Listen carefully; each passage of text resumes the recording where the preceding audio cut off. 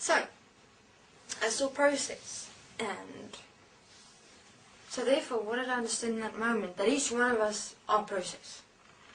And that, as have been said in interviews as well, that this world is being created through sex, is what it currently is, through relationships.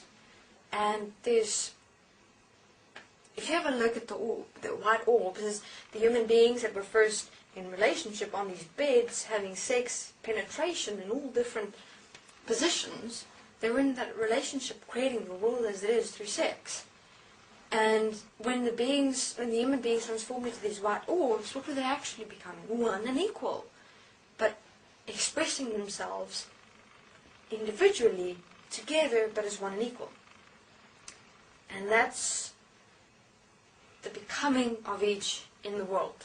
So the problem of the world is sex and relationship. Oh, and I had my share of experiences of those as well.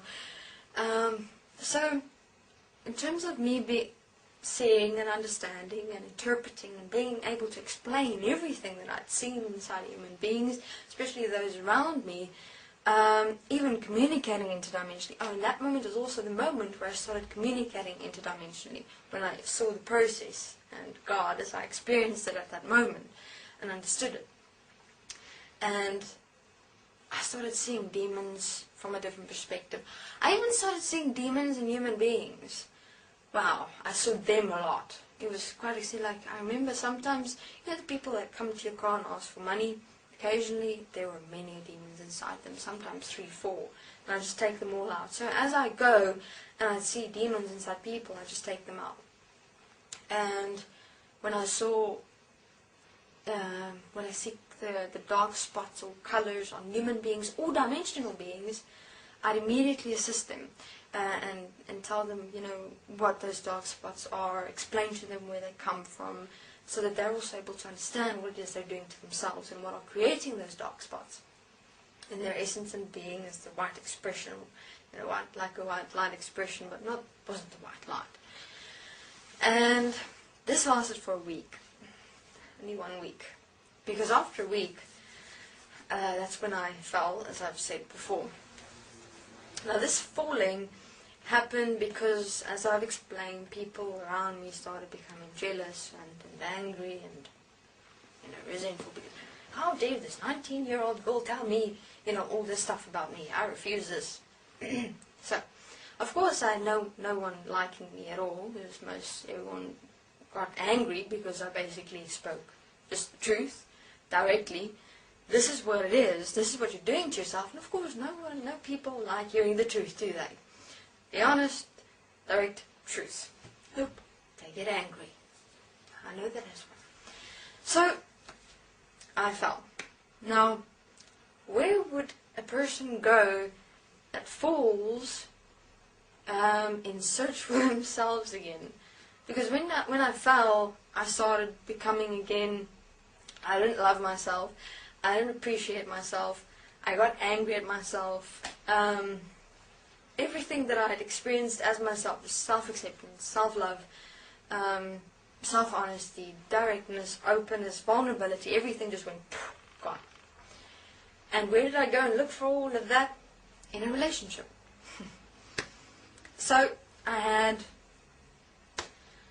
one relationship, no, wait, how many, 2, 3, since that time, trying to find myself again, trying to feel loved, trying to feel accepted, but all of them fell, went right back slap into my face. The whole experience where the one guy, which is so handsome and etc., come and you just go, oh my God, yes, I'm going to have him type thing, and then you go for him, and then you go obviously get him, and you have an experience, but for a short while, and then you fall.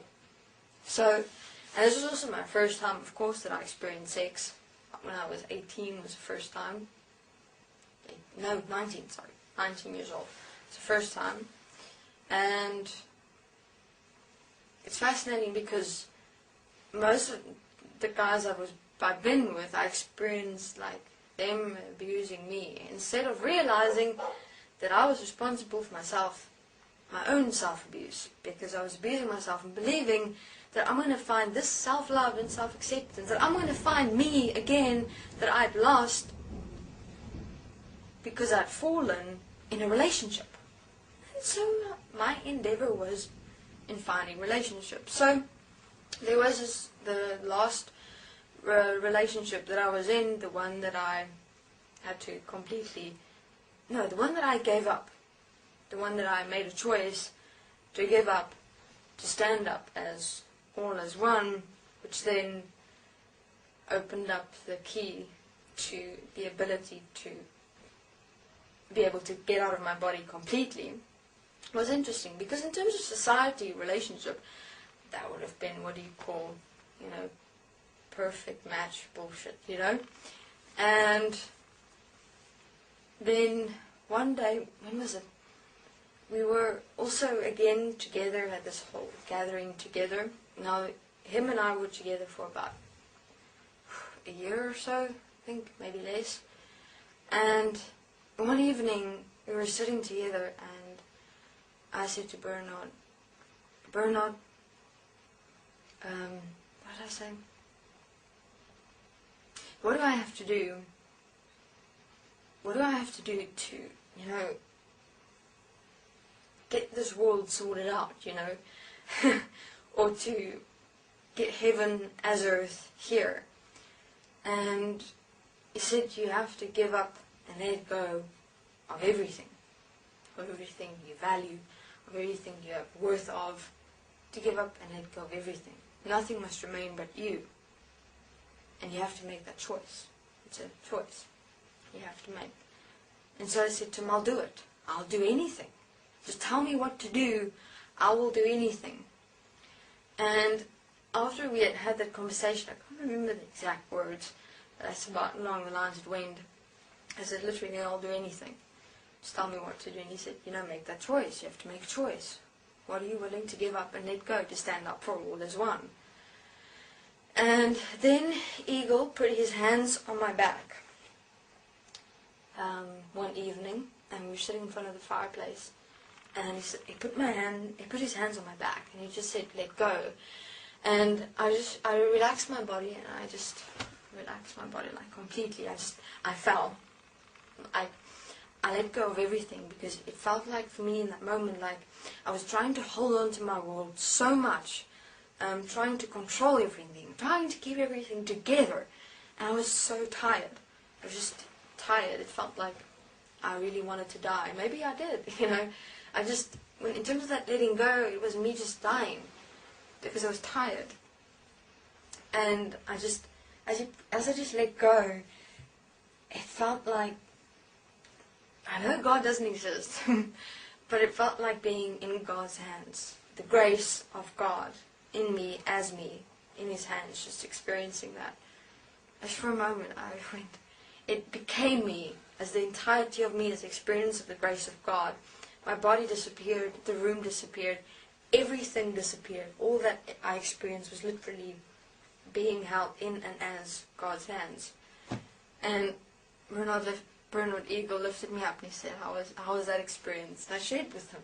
It was literally being in God's hands, with God as God in totality. And so I turned around and I was lying in front of the fireplace, and I kind of looked inside my stomach, and I said to Eagle, I said to him, there's a demon in my solar plexus. And he said, okay, bring the demon through. Now,